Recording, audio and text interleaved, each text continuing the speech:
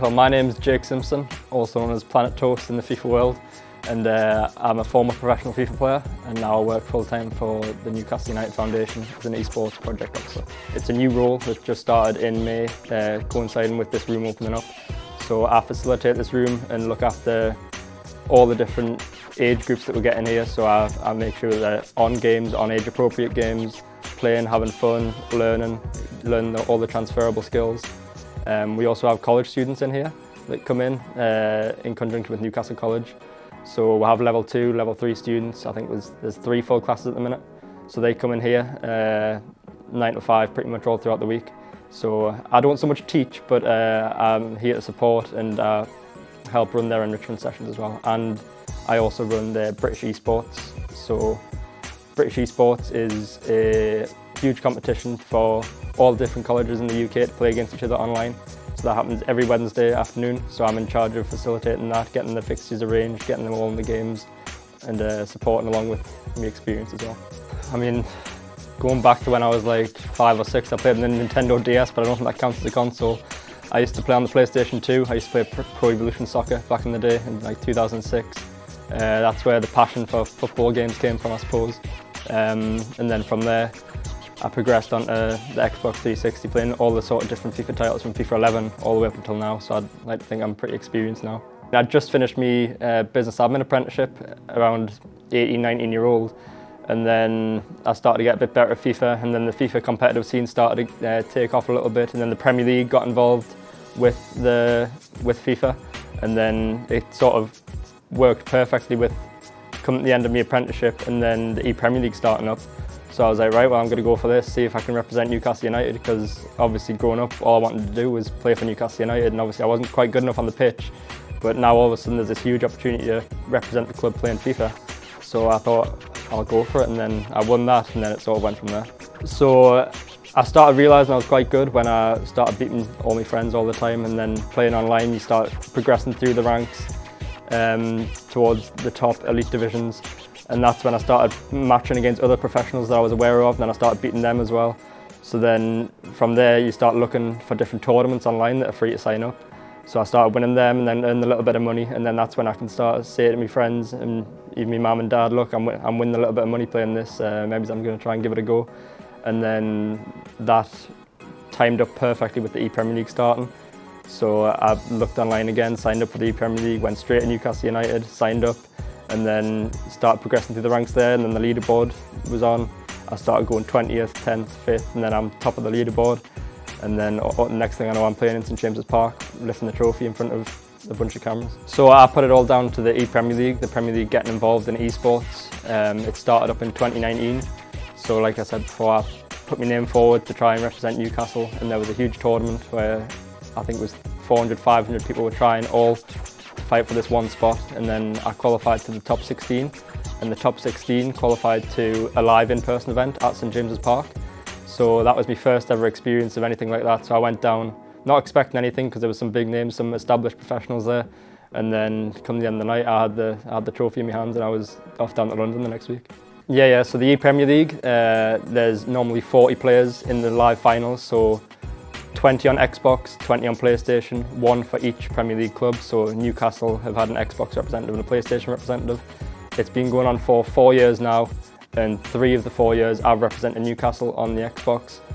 And there's only been 2 players in the country that have made all 4 Premier League. So I've made 3 out of 4, so only 2 people have made more than I have. Well, I was always good at maths at school, so obviously I encourage everyone to try and get an education before they go full-time chasing the dream, to have a good backup plan. But I was always good at maths, so something to do with accountancy was something that I thought I'd possibly fall into, and then all of a sudden esports was a door that opened for us, so I decided to chase that for a little bit. I made a little bit of money, but then I was looking for an exit route out of gaming, and then that's when the Newcastle United Foundation called, and this is like a dream perfect job that came at exactly the right time for us. Get involved in the esports course at Newcastle College. Obviously, depending on the age, I'd reach out and have a look at possibly signing up for that, because it's not all about playing games, which is what people think. It's about learning the different transferable skills and exit routes, doing something that they love, similar to a sports course. A lot of people don't understand until I make the reference to a sports course. Everybody assumes esports is gaming, but not everyone's going to become a professional gamer. There's different exit routes and skills, and that's what we teach on the college course. Back when I was taking it really seriously, so when the game first comes out, it's like 8 hours a day, just like a full-time job. You've just got to play. Even when you don't want to play, when it's not fun, you've got to put practice in, otherwise you're just going to fall away. It's similar to football. You've got to train. Every single sport, even darts, you've got to train, just keep the muscle memory going. And then when you get to a certain level, it's not all about just the physical aspect of pressing the buttons, it's about the mental aspect as well, which is another big skill that we push on the college course, is the health and well-being side of it. It's really underrated and people don't quite understand until they get their eyes open to it. So I'd like to think that I'm quite good at a general large palette of games, but FIFA's always been the specific one that I'm better at than everybody else. I like to think that I can perform to a decent level at some other games, like get high ranks in Valorant. Used to play Fortnite back in the day, but FIFA's always been the one for me, yeah.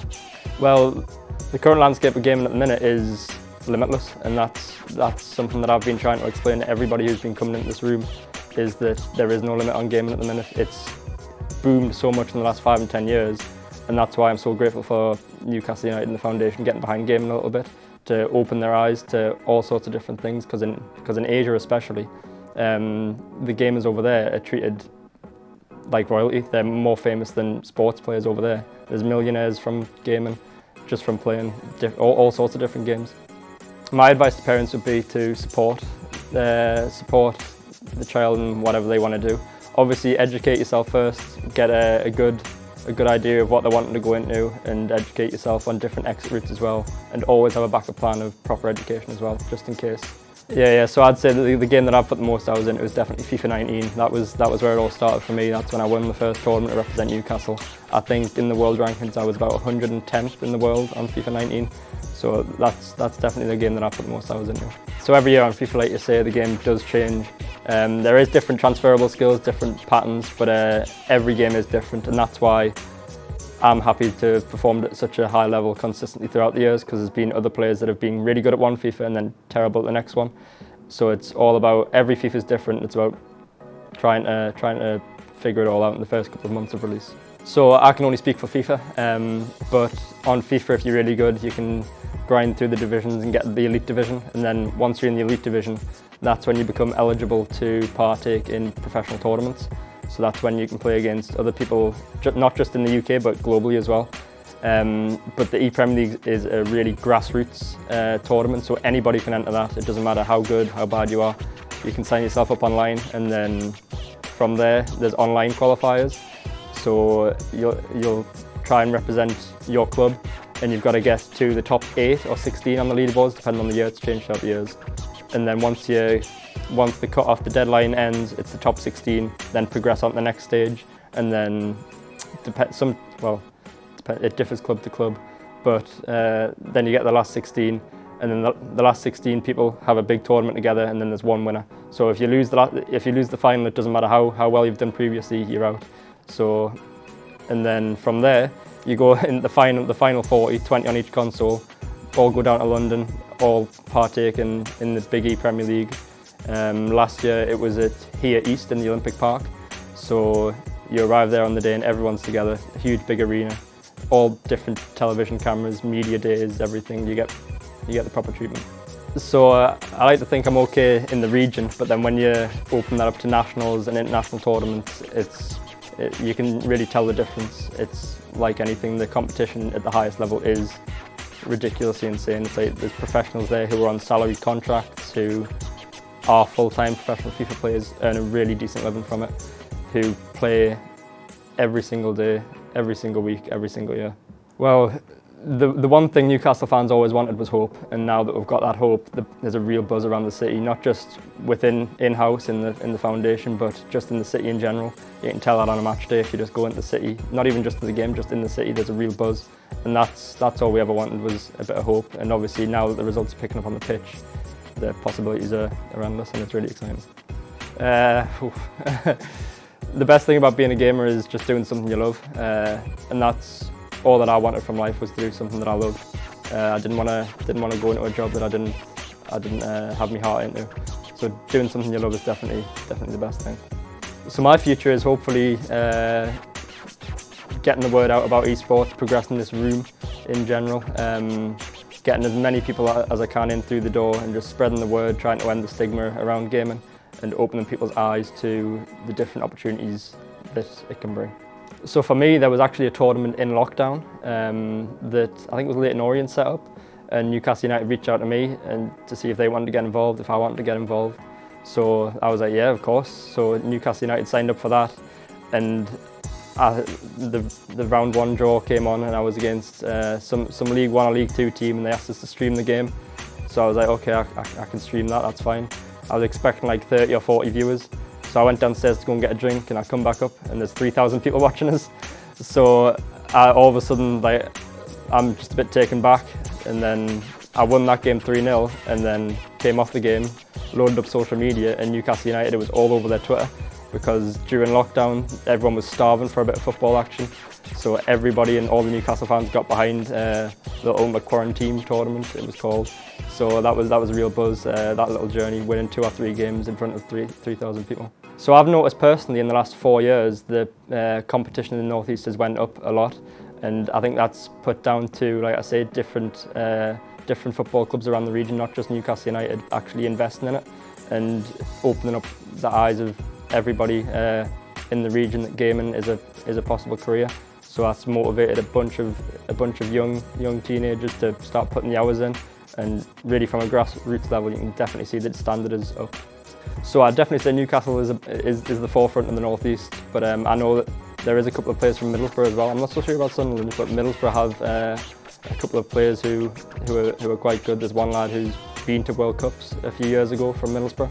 So he's a sort of veteran of the scene, and I'm friends with him now. So yeah, in the North East there's quite a few good players.